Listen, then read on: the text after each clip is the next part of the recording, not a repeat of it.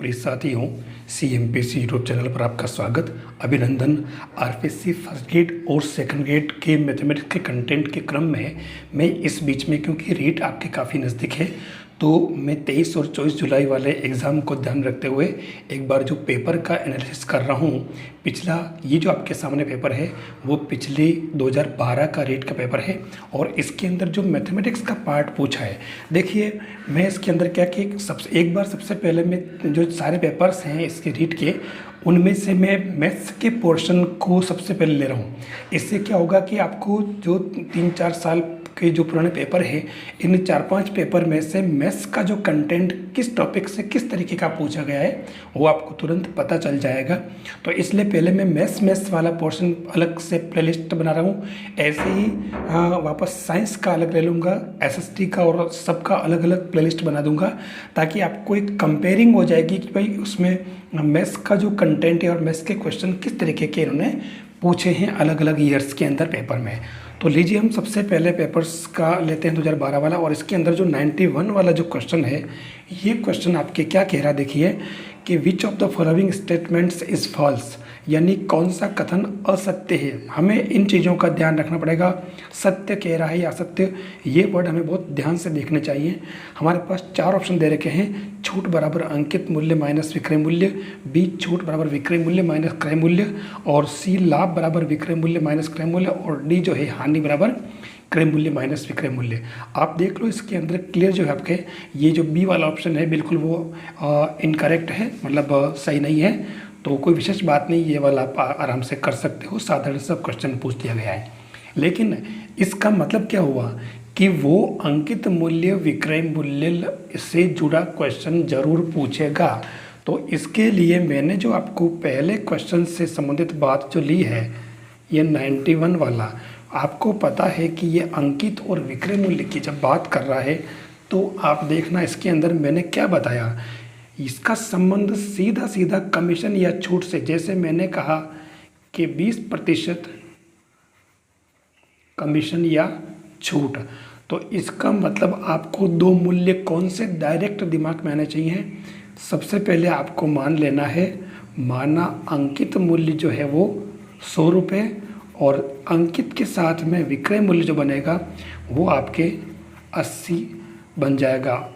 जैसे छूट या कमीशन प्रतिशत में दे रखा हो, तो आपके दिमाग में ये चीज़ तुरंत आ जानी चाहिए। सीधा सा संबंध है, डायरेक्ट। कमीशन का संबंध अंकित और विक्रय से है, ये आपको ध्यान रखना होगा, क्योंकि इससे जुड़े क्वेश्चन आगे के पार्ट्स के अंदर पूछे गए हैं और फिर भविष्य में संभावना बनती है। फिर अगला जो पार्ट दे रहा है वो 92 वाला, ए अनुपात बी समानुपात सी अनुपात डी, ये एक दे रखा है। दूसरा कह रहा है then numbers ACD are in continued ratio, है ना। कंटिन्यूड मतलब वित्तानुपात, यानी यहाँ 2 शर्तें दे रखी है। ये कह रहा है कि पहला ऑप्शन है AB = CD, B = AC = BD, और C है B = C, और D है A = ये 4 ऑप्शन दे रखे हैं। ध्यान रखना आपकी ये जो चीज़ पूछी जाती है वित्तानुपात वाला, तो यहाँ 2 शर्तें दे रखी, देख लीजिए आप। तो इसके अंदर इसको आपको क्या करना पड़ेगा, 92 वाला क्वेश्चन, एक शर्त दे रखी इसने A अनुपात B अनुपात C अनुपात D, A अनुपात B समानुपात C अनुपात D, ये दे रखी है। और इससे आपको पता होगा कि आप इसके अंदर ऐसी नहीं AD, है ना, इक्वल टू BC। दूसरी जो शर्त दे रखी है कि AC, ये जो देखी है ACD किस में, कंटिन्यूड रेशो में, वित्तानुपात में, ACD वित्तता। इसका मतलब क्या हुआ कि बीच वाला डबल बार आता है, सीधी सी बात है C² = AD। अब इन दोनों का यूज़ करके आप इसके अंदर ये जो AD है इसकी जगह बिठा दें, मतलब AD = BC, तो AD की जगह बिठा दें आप C² BC, एक C से एक C कैंसिल, तो आपके ये क्या आ गया, C = B। तो ये इसके अंदर आपके जो ऑप्शन है ये B = C वाला ऑप्शन करेक्ट हो जाएगा। 93 वाला क्वेश्चन बिल्कुल सीधा सा है। 210 रुपये को राम और श्याम ने 7:3 के अनुपात में बांटने के लिए कह रहा है, और ये कह रहा है कि दोनों का अलग अलग जो है पार्ट क्या होगा। तो आप देखिए कुल 200 है, तो इसमें 7 और 3 10 हो गए। तो राम का तो क्या हो जाएगा, क्वेश्चन नंबर 93, तो राम का तो हो जाएगा, देखिए 7 है, तो 7 बटा कुल कितना हो गया 10, और 210, और दूसरा कौन है श्याम, इसका है 3/10 इंटू 210, तो आपके ये तो आ जाएगा 147 और ये आ जाएगा 63। तो देखिए बिल्कुल सिंपल सा काम है, इसमें कोई विशेष बात नहीं है, आप आराम से कर सकते हो। ऐसे क्वेश्चन में सीधे सीधे आंसर आ जाते हैं। नेक्स्ट क्वेश्चन दिया है 94 वाला, इसको ध्यान से देखें। ये क्वेश्चन दिखने में बहुत भारी भरकम लग रहा है। निम्न में से कौन बराबर नहीं है उस चक्रवृद्धि ब्याज के जो कि 48,000 रुपये पर 3 वर्ष के लिए 5% की दर से वार्षिक हिसाब से लगाया जाए। 4 ऑप्शन आपके पास दे रखे। जब कभी ऐसा क्वेश्चन दिया हो तो यूनिक आप तुरंत हल करने बैठ जाओ, क्वेश्चन पूरा पढ़ना जरूरी है। यहाँ इसने सीधी सीधी बात कह दी कि ये कौन इसके बराबर नहीं है, ठीक है। यहाँ ध्यान से अगर देखें, पहला ऑप्शन कह रहा 48,000 रुपये पर 1.5 वर्ष के लिए 10% दर से 6 महीने के हिसाब से। बी वाले में 48,000 रुपये पर 1 वर्ष के लिए 15% दर से 4 महीने के हिसाब से। और यहाँ 48,000 रुपये 9 महीनों के लिए 20% दर से 3 महीने के हिसाब से। और चक्रवृद्धि ब्याज 48,000 रुपये 1 वर्ष के लिए 15% दर से 6 महीने के लिए। अगर आप ध्यान से देखें तो एक एक चीज़ को, पहला जो काम पहले वाले ऑप्शन में, यानी जो हमारा सवाल था मेन ओरिजिनल सवाल, सबसे 48,000 रुपये मूलधन और समय और दर, ठीक है।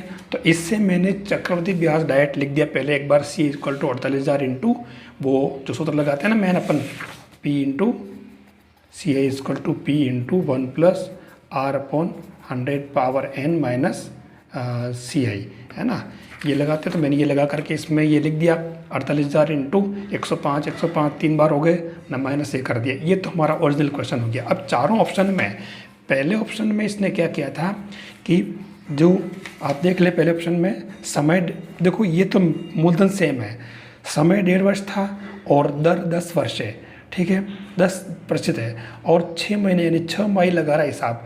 तो मैंने इसमें पहले वाले में क्या किया कि टाइम तो हो गया डबल और दर हो गई आधी, तो इस केस में इसके में भी सेम फॉर्मेशन बन जाएगा ये। बी वाले में 1 वर्ष 15% किया और 4 महीने के हिसाब, हर 4 महीने वो हिसाब कर रहा है। तो इसका मतलब यह 4 महीने का मतलब 12 का तीसरा हिस्सा है, यानी समय तो कर दिया 3 गुना और दर हो गई तिहाई। ये देखो समय तो कर दिया बी वाले में 3 गुना और दर हो गई तिहाई, ये ध्यान रखना। ऐसे ही सी वाले में भी 9 महीने 20% और 3 महीने, हर 3 महीने में हिसाब कर रहा है। तो 12 महीने में 3 महीने कितने होते हैं, कुल 4 होते हैं। तो इसलिए देखो समय तो कर दिया 4 गुना 9 महीना, तो समय तो हो जाएगा ये सी वाले में 4t, टी हो गया 4t, और दर हो जाएगी चौथाई। तो 4 गुना यानी कि 9 चौक 36, यानी कि 12 बार मतलब हो गए पूरे। तो देखिए इन तीनों में ऐसा करने से इन तीनों में जो है सेम स्ट्रक्चर बन रहा है। मैंने सोल्व कहीं भी कुछ नहीं किया है, मैंने खाली इसका एक जो इसका मेन कॉन्सेप्ट था उसको ध्यान में रखा है, ठीक है। लेकिन डी वाले में क्या किया इसने कि 48,000 रुपये मूलधन, समय 1 वर्ष है, दर 15% और हर 6 महीने। तो 6 महीने वाले में पहले वाला कॉन्सेप्ट देखो आप, तो गड़बड़ क्या हुआ है, यहाँ 1.5 वर्ष था, ठीक है। तो जब 6 माह हिसाब करता तो समय तो अपन दुगुना करते हैं और दर करते हैं आधी। तो ये समय तो कर दिया 2t कर दिया और दर आधी कर दी। तो यहाँ देखो 107.5 बटा 107.5 बन रहा है। बाकी स्ट्रक्चर पूरा एज इट इज़ है। इसका मतलब इससे जो वैल्यू आएगी वो अलग आएगी और इन सभी से सेम आएगी। केवल कॉन्सेप्ट ध्यान रखा है चक्रवृद्धि ब्याज का, आप कहीं पर भी हल करने नहीं बैठे हैं, है ना। ये आपके सिंपल सा क्वेश्चन, तो इसके अंदर आपका डी ऑप्शन जो है वो राइट हो जाएगा, मतलब ये इसमें अलग है। अगला क्वेश्चन आ रहा है 95 वाला, कोई व्यक्ति x 100 रुपये की एक साड़ी को 10% के लाभ पर y को बेचता है। y उसी साड़ी को 10% की हानि से z को बेचता है, तो z उस साड़ी को कितने में खरीदता है। देखिए ये 3 जनों वाला, ये एक जो पुरानी बुक है, अगर आपने कहीं पढ़ी हो तो उस बुक के अंदर जो लाभ हानि वाला जो पार्ट है ये वाली बुक है। देखिए एक बात बता दूं मैं, मेरा इस यूट्यूब चैनल के माध्यम से किसी भी प्रकार का किसी बुक को या किसी खास प्रकाशन का को लेकर के कोई एडवर्टाइजमेंट नहीं है। मेरा उद्देश्य है कि कौन सी चीज़ कहाँ से बन रही है और वो बुक कितनी इम्पोर्टेंस रखती है, मैं खाली वो बता रहा हूँ आपको। तो आप मतलब बिल्कुल इसी तरीके से इजी वे में लें और बुक की इम्पोर्टेंस को समझें। प्रकाशन से कोई नहीं, हालांकि ये देखो ये माध्यमिक शिक्षा बोर्ड की बुक है, बहुत पुरानी वाली। तो इसके अंदर आपके जो लाभ हानि वाला पार्ट है उसके अंदर ये तीन जनों वाला जो सौदा है, सौदा दर सौदा कहते हैं इसको, आगे से आगे वो पार्ट है। तो इस तरह के क्वेश्चन को सोल्व करने के लिए एक खास पैटर्न है या एक्स वाई और जेड। तो देखिए जब कभी इस तरीके से 3 का आए तो तीनों को एक्स वाई जेड इस तरीके से नाम लिख दें और सबके लिए क्रय मूल्य विक्रय मूल्य क्रय मूल्य विक्रय मूल्य क्रय मूल्य विक्रय मूल्य डाल दें। CPSP शॉर्ट में काम हो जाएगा। आपको सबसे पहले एक्स की बात कर रहा है ये। एक्स 100 रुपये की एक साड़ी को 10% के लाभ से, मतलब अगर इसका क्रय मूल्य 100 रुपये था तो 10% लाभ होने से ये 110। मैंने कल इसके जस्ट पहले वाले जो लेक्चर के अंदर बताया है कि जब भी 10% लाभ या हानि ऐसा दे रखा हो, ये बात मैं बता चुका हूँ पहले आपको कि 10% अगर लाभ है तो इसका मतलब आपको 2 मूल्य CP आपको 100 लेना है और SP आपको कितना लेना, 110। ऐसी अगर हानि है तो ये 90 हो जाएगा। ये कॉन्सेप्ट आपको हमेशा लाभ आने में याद रखना है। तो ये अगर हो गया, अब इसके अंदर ध्यान से देखो कि SP 110 है, यानी इसने इसको बेचा है, इसका मतलब ये इसका SP इसका CP हो जाएगा। तो इसका SP पता नहीं है, मान लो अगर इसका 100 हो, ठीक है ना, तो उस केस में आप इसको आगे बढ़ा लें। इसने क्या कहा था, इसका SP Y को बेचता और Y उसी साड़ी को 10% की हानि से जेड को बेच रहा है, यानी वापस इसके लिए Y जो है 10% की बात कर रहा हानि, तो 10% हानि का मतलब 90 हो गया। अब आपको ये टर्म ज्ञात करनी है, ठीक है। तो ये अपन जैसे x मान लें तो आपको मालूम है, मैंने बताया x क्या हो जाएगा, x के सामने वाली संख्या 100 में जाएगी, ये 90, तो x इक्वल टू क्या आ गया, 99। मतलब ये इसका SP जो है वापस इसका क्या CP हो जाएगा। तो यूँ कि यूँ आप यहाँ 99 बढ़ा दें यहाँ पे। तो ये देखो जेड ने कितने में ख़रीदा, 99 में। तो आप देख लो, इसने यही तो पूछा था कि जेड उस साड़ी को कितने में ख़रीदता है, डायरेक्ट इसने ये कर दिया है। तो आपका ए ऑप्शन करेक्ट हो जाएगा। फिर अगला क्वेश्चन कह रहा है इसमें टेली मार्क्स, अपन नाम से जानते हैं। देखो इसने डायरेक्ट बोल दिया कि इस मार्क्स का नाम क्या है, तो टेली मार्क की सीधा सा कोई विशेष बात नहीं है। 97 वाला क्वेश्चन है, आयत चित्र प्रदर्शित करता है। देखिए ये आयत चित्र का तो क्वेश्चन हिस्टोग्राम कहते हैं इसको इंग्लिश में, कितनी बार ये वर्ड यूज़ करते हैं, नहीं वो इंग्लिश वर्ड ही लिख देता है। तो हिस्टोग्राम क्या बताता है, इस तरीके के ऑप्शन देख करके हम बार बार कन्फ्यूज होते हैं। यहाँ असंतत मतलब असंतत वर्गीकृत बारंबारता बंटन, अवर्गीकृत बारंबारता बंटन, संतत वर्गीकृत बारंबारता बंटन और इनमें से सभी। ध्यान रखना इसके अंदर आंकड़ों का चित्रों द्वारा निरूपण, और इसमें आयत चित्र, बारंबारता बहुभुज, बारंबारता वक्र और संचय यानी त्वरण वक्र है ना, ओजाइव कहते हैं इसको। इसमें से आयत चित्र की बात कर रहा है। तो सीधी सी बात ये आयत चित्र में है, यहाँ लिखिए क्लियर कि आयत चित्र वर्गीकृत एवं संतत बारंबारता बंटन का आयतीय निरूपण है। संतत भी होगा और वर्गीकृत भी होगा, तभी जाकर के आयत चित्र हम बना पाएंगे। जैसे पहला एग्जाम्पल दे रखा, देखो इसने निम्न बारंबारता बंटन का आयत चित्र बनाओ। ये देखो ये वर्गीकृत भी है और इसके अंदर क्या कहा, संतत भी है, ठीक है। कंटिन्यू चल रहा, कोई 5, फिर 5 से 10 से 15 से। तो ये हमें इसके अंदर ध्यान रखना होगा। तो सीधा सा हमारा आंसर क्या हो गया, तीसरा वाला C, सतत वर्गीकृत बारंबारता बंटन। आयत चित्र का क्वेश्चन जनरली अक्सर क्या ये रॉन्ग हो जाता है, ये वर्ड देख करके ग्रुप्ड अनग्रुप्ड। तो आपको थोड़ा सा इसके बारे में 2-3 बातें ही ध्यान रखनी है। आयत चित्र की जब आ गया तो मैं एक बात और बताना चाहूँगा बहुत खास, बस खाली आपको ये 2 बात आयत चित्र की याद रख लें। एक तो सतत वर्गीकृत बारंबारता बंटन और दूसरा ये लाइन, निर्मित आयतों का क्षेत्रफल संबंधित बारंबारताओं के समानुपाती होता है। निर्मित आयतों, ये जो आयत बनते हैं दिख रहे हैं ये आयत, इन आयतों का जो क्षेत्रफल होगा लंबाई इंटू चौड़ाई के हिसाब से, तो वो बारंबारताओं के, ये जो आपने वाई अक्ष पर जो बारंबारता ले रखी है इनके समानुपाती होता है। आप इससे करके देख भी सकते हो, कोई विशेष बात नहीं है। अगला क्वेश्चन है आंकड़ों 7, 2, 3, 5, 6, 2, 9, 3, 2 के लिए बारंबारता बंटन सारणी है। सीधी सीधी बारंबारता बंटन सारणी पूछ ली है, यानी कौन कितनी बार आया। जैसे 2 है तो 2 3 बार आया है, 3 इसके अंदर 2 बार आया है, 4 एक बार भी नहीं आया तो 0 कर दिया, 5 इसके अंदर 1 बार आया, 6 एक बार। तो इसका मतलब आपकी ये पहला वाला ऑप्शन इसके अंदर करेक्ट है, ये बारंबारता सारणी है, सीधी सीधी बात है। नेक्स्ट क्वेश्चन है, क्वेश्चन जैसे फिगर सामने आता है इस तरीके से, तो आप देख लो ये पूरा का पूरा इसने क्या आयत चित्र ले रहा है, सॉरी ये पाई चार्ट ले रखा है। क्लियर दिख रहा है ये बिल्कुल पाई चार्ट, यानी इसका मतलब ये हुआ पाई चार्ट का क्वेश्चन तो वो पूछ ही रहा है हमेशा।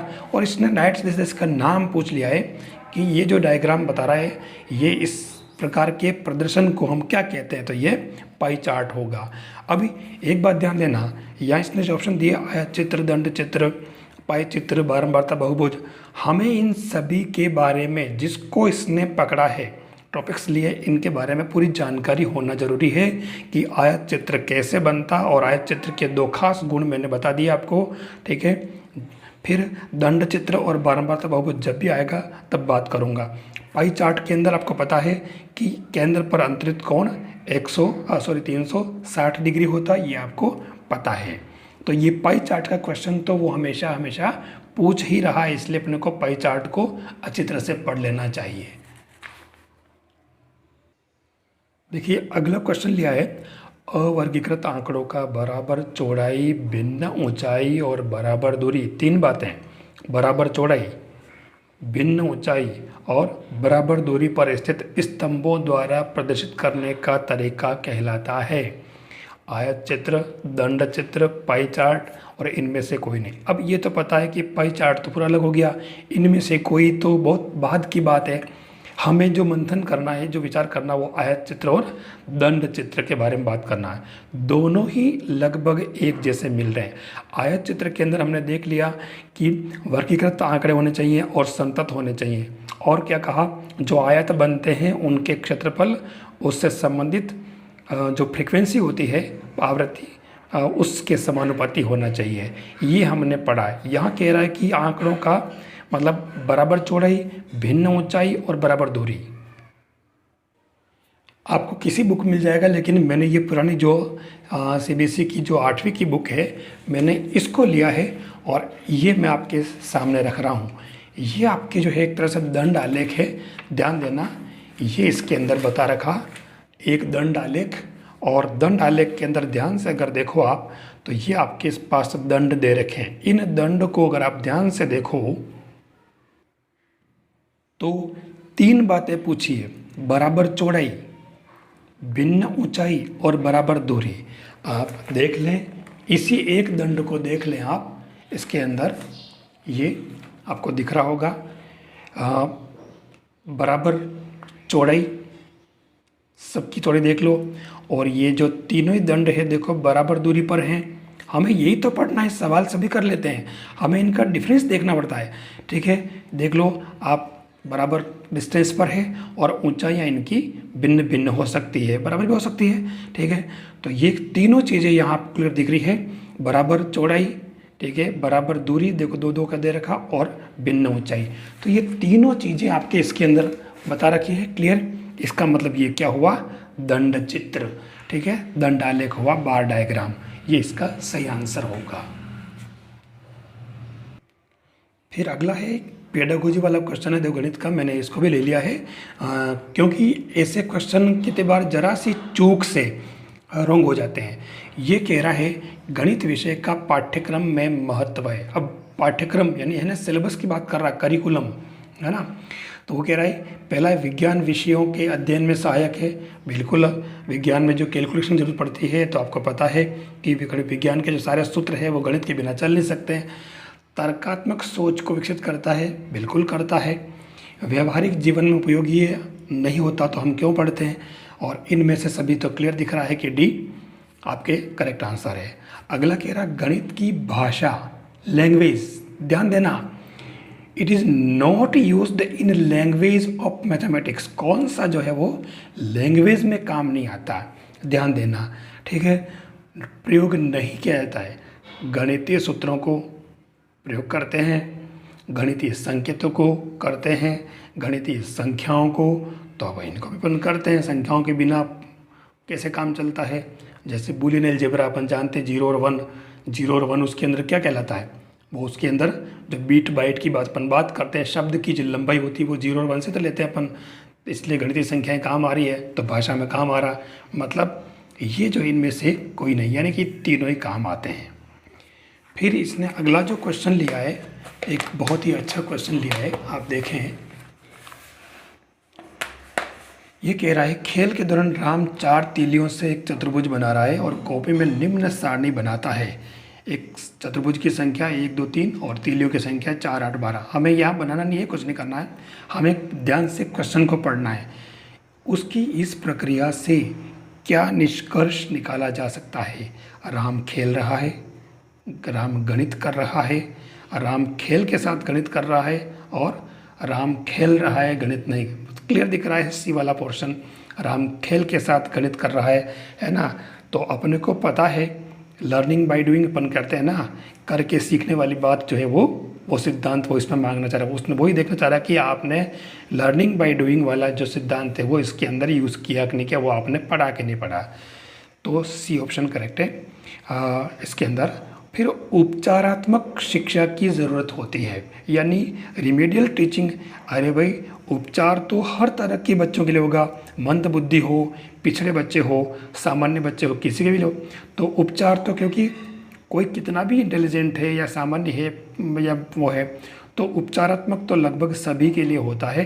कहीं ना कहीं कमी हर एक में रहती है, तो हर बार हम उसके लिए विशेष रिमेडियल करते हैं, क्लासें लगाते हैं, इससे वो चीज़ क्लियर रहती है। लेकिन ख़ास तौर से ये 3 तरह के बच्चे होते हैं, मंद, पिछड़े और सामान्य।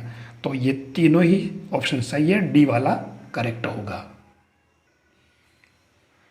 अगला क्वेश्चन है गणित की अच्छी पाठ्यपुस्तक के चयन के समय हमें किस बात का ध्यान रखना चाहिए? देखिए कोई भी पाठ्य पुस्तक जो होती है, हम उसमें क्या देखते हैं, अगर उसने सारे के सारे सवाल डाल दिए, उदाहरण उसने रखे ही नहीं, या सवाल तो खूब डाल दिए उदाहरण बहुत कम रखे, है ना। हम ये चाहते हैं कि उसमें पर्याप्त उदाहरण हो उसके अंदर, और उसके अंदर प्रश्नावली में उससे संबंधित सवाल भी हो। तो आपका बी वाला जो ऑप्शन है वो करेक्ट है कि पर्याप्त मात्रा में उदाहरण और प्रश्नावली में प्रश्न हो, ये इसके अंदर सही ऑप्शन है। क्वेश्चन नंबर 121 वाला, which of the following is not equal to, है ना, कौन सा 3 की पावर 2 होल पावर 3 के बराबर नहीं है? सीधी सी बात है, इसमें किसने 2 चीज़ें पूछ ली है। एक तो आपसे पूछा है कि ये A power m whole power n, तो पावर का गुणा होता है ऊपर, तो 3 पावर 6 हो जाएगा, तो ये तो करेक्ट है। अब आपको एक काम और करना है कि आपको गणना करनी आनी चाहिए कि घातांक वाली गणना कैसे करते हैं। तो ये घातांक वाली गणना जो करते हैं वो आपको आती कि नहीं आती वो देखना, तो ये आप गणना करके देख लेना, कोई सा भी एक जो है वो नहीं है, तो ये डी वाला ऑप्शन जो है वो करेक्ट नहीं है। तो सीधी सी बात है, कैलकुलेशन में कोई विशेष बात नहीं। फिर अगला जो प्रश्न कह रहा है आपके, देखिए इसने दिया है 122वां क्वेश्चन, ये कह रहा है कि a plus B whole square equal to A square plus B square plus 2ab के बारे में निम्न में से क्या सत्य है? यह एक सर्वसमीका है, यह एक समीकरण है, और सी वाला ए और बी दोनों सत्य है और ए और बी दोनों असत्य है। देखिए हम कितनी बार इसमें और इसमें कंफ्यूज होते हैं। ध्यान देना, समीकरण और सर्वसमीका, सीधी सीधी ये एक सर्वसमीका है, आपको मालूम है, हम इसको इससे लाते हैं, ठीक है, इससे एक यूनिक मतलब इसको सोल्व करके नहीं, या इससे किसी की वैल्यू हमने निकाली है, किसी खास वैल्यू के लिए ये नहीं है, तो ये एक तरह से सर्वसमीका ही है। आपको पता है, आपने कम से कम 8-9 सर्वसमीका पढ़ी होगी, तो इसको हम सर्वसमीका कहेंगे, समीकरण नहीं कहेंगे। नेक्स्ट क्वेश्चन कह रहा है 123, व्यंजक 27x³ plus 27x² y plus 9xy² plus y³ जो है आपको ये कह रहा है कि y प्लस 3x से अगर डिवाइड करो तो गुणन मतलब गणनफल मतलब क्वोशिएंट है ना, उत्तर भागफल जिसको कहते हैं, और शेषफल क्या होगा, दोनों बातें पूछी है। यहाँ हमारे इसके अंदर देखो दे रखा है 0 0। आप सबसे पहले क्या करेंगे, भाग इसका देना है, तो आप एक काम करें, जो y प्लस 3x है इसमें आप इसको ज़ीरो करके y इक्वल टू -3x आप इसमें पुट कर लें। पहला काम तो ये कर लें, ठीक है। तो ये काम करते ही आपके इसके आप पूरा भाग करने बैठोगे तो गड़बड़ हो जाएगा। तो इसको आप पहले इसमें रख दें तो क्लियर क्या दिखेगा आपके, ये हो जाएगा 27x³। फिर y की जगह माइनस रखा तो माइनस का ये 81x³। फिर यहाँ y की जगह -3 रखा तो ये प्लस का 81 x³ और y की जगह ये रखा -3 करोगे तो माइनस का ये 27x³ तो 0 आ रहा। मतलब ये तय हो गया कि आपके ये इन में से हैं, ठीक है। अब इसके अंदर ध्यान से अगर देखें तो y का यहाँ क्यूब है और यहाँ y² है, ठीक है। तो y के साथ में मतलब ये दोनों तो ऑप्शन तो पहले कैंसिल हो गए है ना, इनको तो देखना ही नहीं, अब इनमें से ही है। अब यहाँ ध्यान से देखें तो x के साथ में यहाँ 3x से भाग लगा हुआ तो यहाँ 9x आ रहा है, इसका मतलब ये 9x के साथ में यहाँ आ रहा। y के साथ 9 आ नहीं सकता क्योंकि y³ है, इसलिए आपका सी ऑप्शन करेक्ट हो जाएगा। हमें पूरा हल करने नहीं बैठ जाना है, हमें टेक्निकल चीज़ें देख करके हमें आगे बढ़ना पड़ेगा, तो आपका सी ऑप्शन इसके अंदर करेक्ट हो जाएगा। नेक्स्ट जो क्वेश्चन है आपके पास में वो है, एक कक्षा में 54 विद्यार्थी है, ठीक है, यानी क्वेश्चन नंबर 124 और टोटल जो है आपके पास में 54। अब इसके अंदर बॉय और गर्ल कह रहा है आपके पास में, इसने कहा कि छात्रों की संख्या से 4/5 गुनी है, ठीक है। तो छात्रों को आप मान लें, छात्रों को मान लें आप x, तो छात्रों की हो जाएगी 4/5x। और अब इन दोनों को अगर आप प्लस कर लें तो ये आपके 54 हो रहा है। तो ये एक तरह से 9x इक्वल टू 54 × 5, ये आपके 6, तो x इक्वल टू 30 हो जाएगा। और x पूछा क्या था, छात्रों की संख्या, और इसको अपन ने बॉयज़ को x माना था, ठीक है। तो ये आपके इसके अंदर बी ऑप्शन करेक्ट है, चाहे कोई भी निकाल लो, कोई फर्क नहीं पड़ रहा। अगला जो ऑप्शन है क्वेश्चन है, निम्न में से कौन सा कथन सत्य नहीं है। ये कह रहा है संख्या 25 एक पूर्ण वर्ग संख्या है, संख्या 38 एक पूर्ण वर्ग संख्या नहीं है, तो नहीं है। किसी विषम संख्या के वर्ग को 2 क्रमागत धनात्मक पूर्णांकों के योग के रूप में सदैव व्यक्त कर सकते हैं। और डी, किसी सम संख्या के वर्ग को 2 क्रमागत धनात्मक पूर्णांकों के योग के रूप में, यानी यहाँ से लैंग्वेज पूरी आगे दोनों में सेम है, खाली विषम और सम दे रखा है। आप एक काम करो, ये देखिए जैसे मैंने लिखा, यह मैंने 3 को लिया, 3 स्क्वायर लिया, तो ये 4 + 5 क्रमागत धनात्मक पूर्णांक हो गए। फिर विषम संख्या ले ली 5, 5 का स्क्वायर 12 + 13, ऐसे 6 लोग हैं 36, तो इसका भी 17 और वो जो भी आएगा आ जाएगा। लेकिन बीच में जो सम संख्या है उनको हम नहीं लिख सकते। जैसे मान लो सम ये है, तो आप अगर इसको लिखोगे तो क्या लिखोगे, मैंने क्रॉस कर दिया इसको, क्योंकि इसको अगर लिखोगे तो 4 आ रहा, तो 4 को अपन 2 क्रमागत धनात्मक पूर्णांकों के रूप में नहीं लिख सकते हैं, और इसलिए आपके सम संख्या वाला ऑप्शन है वो करेक्ट नहीं है, सी वाला, इसलिए इसको लिखेंगे। बाकी ये तीनों जो ए बी सी करेक्ट हैं, डी आपके रॉन्ग है। सम संख्या को अपन उसके वर्ग को 2 क्रमागत धनात्मक पूर्णांकों के योग के रूप में व्यक्त नहीं कर सकते हैं। अगला क्वेश्चन कह रहा है, यदि 2 समांतर रेखाओं को एक तिर्यक रेखा काटती है तो उनसे बनने वाले कोणों के लिए निम्न में से कौन सा कथन सत्य है। सत्य पूछा है, पहली बात तो सत्य से देख लें। अब 4 ऑप्शन है, ये कह रहा है कि 2 समांतर रेखाओं को एक तिर्यक रेखा काटती है। ये लो आपके, ये समांतर रेखाएं ले लो और एक तिर्यक रेखा काट दो, इसको पी और क्यू नाम दे दो, इसको एल नाम दे दो। अब ये कह रहा है कि इससे बनने वाले कोणों की बात, तिर्यक रेखा के एक तरफ बनने वाले अंतः कोण बराबर होते हैं। तिर्यक रेखा है, इसके एक तरफ बनने वाले अंतः कोण की बात कर रहा है, ठीक है। तो तिर्यक रेखा ही है और एक तरफ बनने वाले तो कौन से हो गए आपके, ये वाला और ये वाला हो गए इंटीरियर एंगल। एक तरफ अगर लिया जाए तो अंदर वाले, तो ये दोनों बराबर नहीं होते हैं, ये असत्य हुआ पहला वाला। एकांतर कोण बराबर नहीं होते हैं, सीधी सीधी बात है, गलत ही बोल रहा है, एकांतर कोण बराबर होते हैं, है ना, अल्टरनेट। जैसे ये और ये बराबर हुआ, मतलब है ना, सॉरी ये और ये बराबर हुआ, ये और ये एकांतर कोण हुए, कोण 1 और कोण 2, है ना, बी वाले के लिए। तो ये भी ये रॉन्ग कह रहा है। संगत कोण बराबर होते हैं, तो संगत कोण तो बराबर होंगे कि जैसे ये 1 किसके बराबर है, ये 1 3 के बराबर है, और ये 4 किसके बराबर है, 5 के बराबर है, इधर भी बन रहे हैं। तिर्यक रेखा के एक तरफ बनने वाले बाह्य कोण, तो तिर्यक रेखा के एक तरफ बनने वाले जो है वो भी कह रहा है बाह्य कोण, तो ये एक तरफ बनने वाले ये भी बराबर नहीं होते हैं। ये सेम कंडीशन बन गई कि ये वाले ये और ये, तो ये बराबर नहीं होते हैं, इसलिए इसने कहा कि ये सारे ऑप्शन रॉन्ग है, केवल सी सही है, संगत कोण बराबर होते हैं। सिंपल सा क्वेश्चन पूछ लिया है।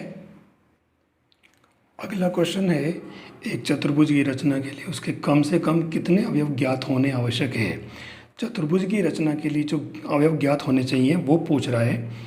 हमारे पास 4, 5, 6 और 3 दे रखा है, 4 ऑप्शन है।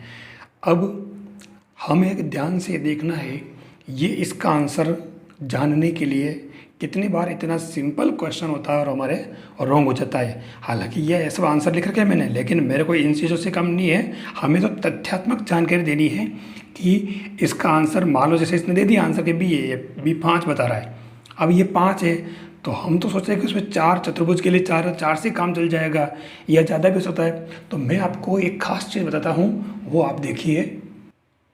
ये सीबीएसई की 8वीं क्लास की बुक है मैथ्स की। ध्यान से अगर देखो तो चतुर्भुज में, चतुर्भुज की रचना वाला पार्ट है, चतुर्भुज में 4 भुजाएं, 4 कोण और 2 विकर्ण, कुल कितने 10 अवयव होते हैं। ये आपको परीक्षा में पूछा जा सकता है कि चतुर्भुज में कुल कितने अवयव होते हैं। तो 4 भुजाएं, 4 कोण और 2 विकर्ण, कुल 10 अवयव होते हैं। तो पहली बात तो हमें ये प्रश्न जो है बहुत इंपॉर्टेंट है, याद रखना है। फिर इसके अंदर हमारा अभी जो करंट क्वेश्चन चल रहा है कि हम चतुर्भुज की रचना के लिए निम्न स्थितियों पर विचार करेंगे। ये कुल 5 स्थितियां देख लो आप।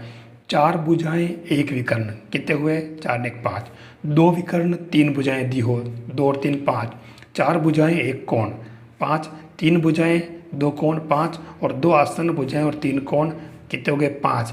यानी कि हम चतुर्भुज की जो रचना करेंगे वो हमारे पास में ये कंडीशन दे दी है इसने, हमारे पास कुल इसने जो कंडीशन बताई है, कुल कितनी है 5 कंडीशन बता रखी है।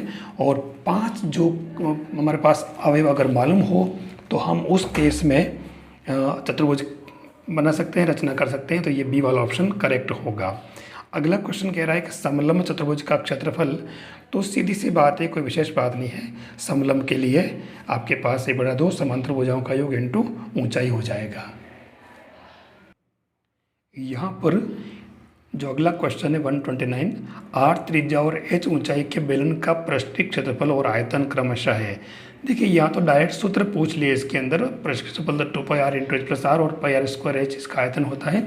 लेकिन ऐसे क्वेश्चन आजकल नहीं पूछे जाते हैं, हमें आपको इनके बारे में डिटेल स्टडी करनी पड़ेगी कि किस तरीके से जो अंदर गालमेल होता है इनका, वैसे क्वेश्चन इसके अंदर पूछे जाते हैं। तो जब ये कंटेंट और ज़्यादा डिटेल आएगा तब मैं बात करूँगा, ज़्यादा मैं इसके विषय में भी बात नहीं करूँगा।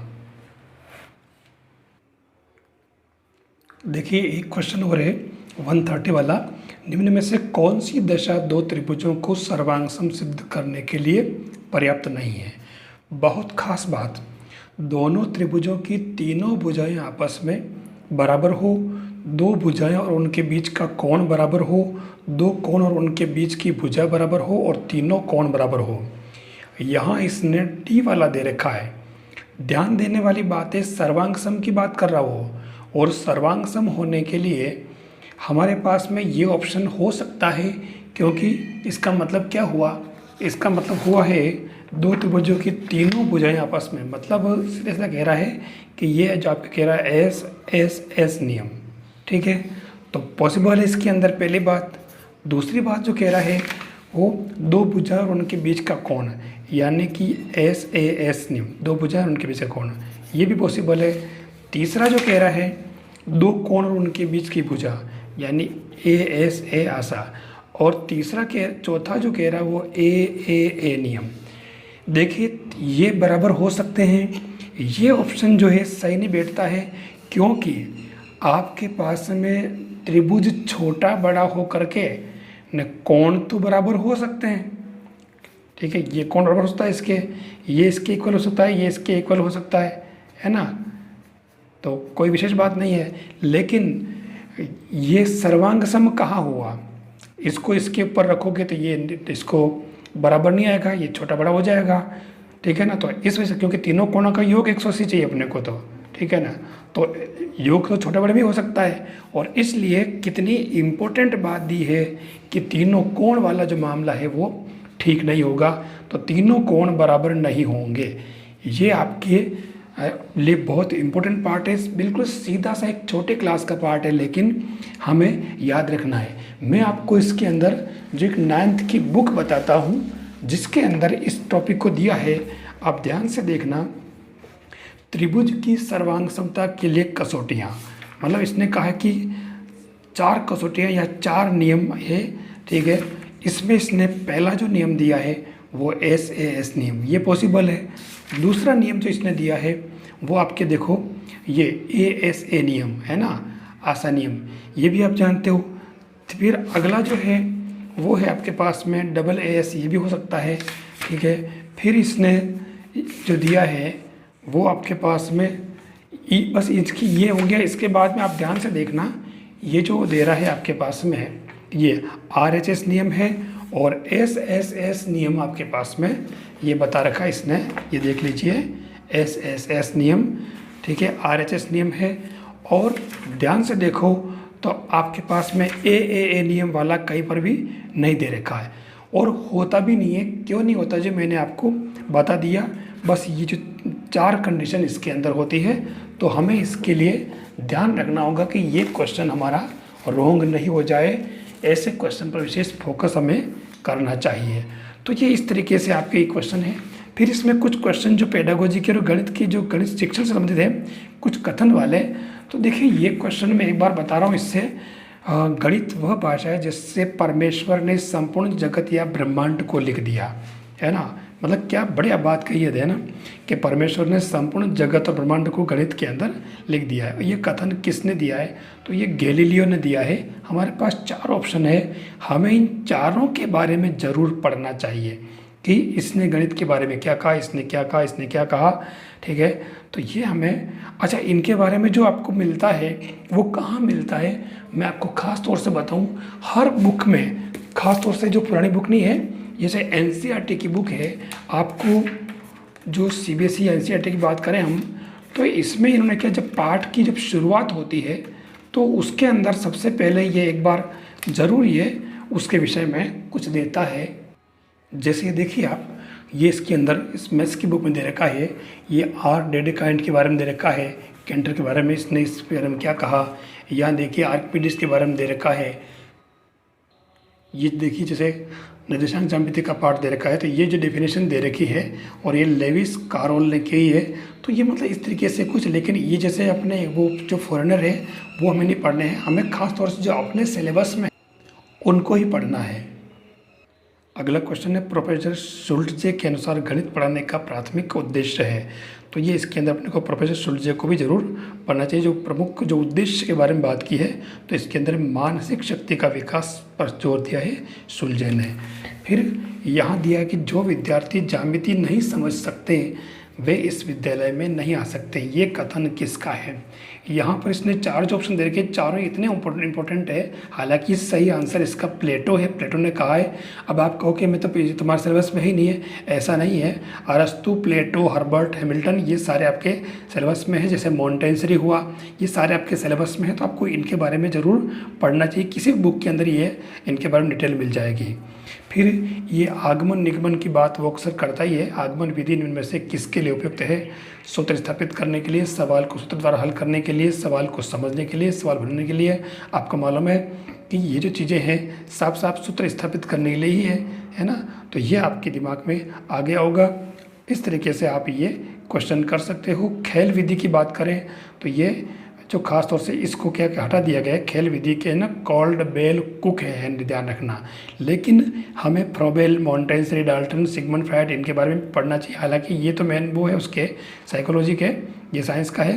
फ्रोबेल और मॉन्टेसरी ज़रूर पढ़ना चाहिए अपने को। तो ये आप देखें, इस तरीके से आपके इस पेपर का जो मैथ्स का पोर्शन जो है वो पूरा हुआ। अब मैं इसी तरीके से हर पेपर से पहले मैथ्स के पोर्शन को लूँगा और आपको पूरी उसकी प्लेलिस्ट अलग मिल जाएगी। और अगर आप चाहें कि पूरा पेपर एक ही प्लेलिस्ट में हो तो वो भी मैं दे दूँगा। लेकिन आप इसको ज़रूर देखें कि पेपर, क्योंकि पेपर में जैसे मैं मैथ्स का पोर्शन पहले एक साथ सब ले रहा हूँ, तो इससे ये चीज़ क्लियर हो जाएगी कि आपको उसके अंदर मैथ्स के पोर्शन में से जो कंटेंट लिया, उस कंटेंट से, उस टॉपिक से किस तरह के क्वेश्चन पूछे गए, तो उससे आपकी सिमिलरिटी और डिससिमिलरिटी दोनों आपके क्लियर हो जाएगा। और किस तरह के क्वेश्चन आपको उसके इर्द गिर्द तैयार करने हैं वो आपको पता चला जाएगा। तो आपको इस तरीके से ये पेपर सोल्व करना है और टॉपिक पढ़ना है। अगर आपको ये एनालिसिस जो है, विश्लेषण जो है, आपको अगर अच्छा लगता है तो आप मेरे CMPC यूट्यूब चैनल को आप सब्सक्राइब करें और प्लेलिस्ट का पूरा फ़ायदा लें। साथ ही CMPC बाय KLP सर के नाम से जो आपका टेलीग्राम चैनल है, आप उसको भी ज्वाइन करें ताकि आपको अपडेट्स मिलते रहेंगे। और आपको ये जो लेक्चर है, इस वीडियो को आप लाइक करना नहीं भूलें। लाइक करें, सब्सक्राइब करें, साथियों को भी बताएं ताकि सबको इसका पूरा फ़ायदा मिले। तब तक के लिए अपन फिर से मिलेंगे। थैंक्स।